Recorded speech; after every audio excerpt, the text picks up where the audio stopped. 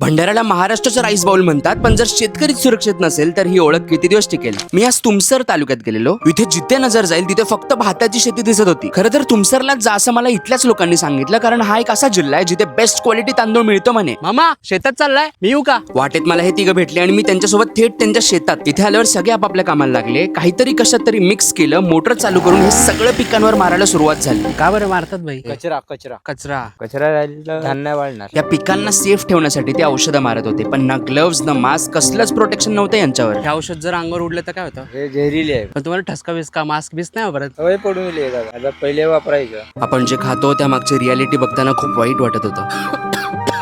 इथे थोडाच वेळ होतो तरी चक्कर आणि उलटी आल्यासारखं फील होत होतं. भाई मला वास आला तरी ठसका येतो. हे लोक तर असेच करतात. काही वेळा तर याचमुळे सिरियस आजारांचेही चान्सेस वाढतात. आपला भारत कृषीप्रधान देश म्हणून ओळखला जातो आणि त्यामुळे आपली ताकद आपले शेतकरीच आहेत. आपल्यासारख्या लोकांनी सेंद्रिय आणि नैसर्गिक शेती प्रमोट करायला हवी, कारण क्वालिटी सोबत आपल्या शेतकऱ्यांची सेफ्टी सुद्धा तितकीच इम्पॉर्टंट आहे. आज इथे बेस्ट क्वालिटीचा तांदूळ तर मिळतोय, पण उद्या शेतकरीच नसेल तर आपलं फ्युचर कसं असेल? यावर तुमची जी काही मतं आहेत मला वाचायला नक्कीच आवडतील, कारण शेवटी जिंकायचंय रे आपल्याला.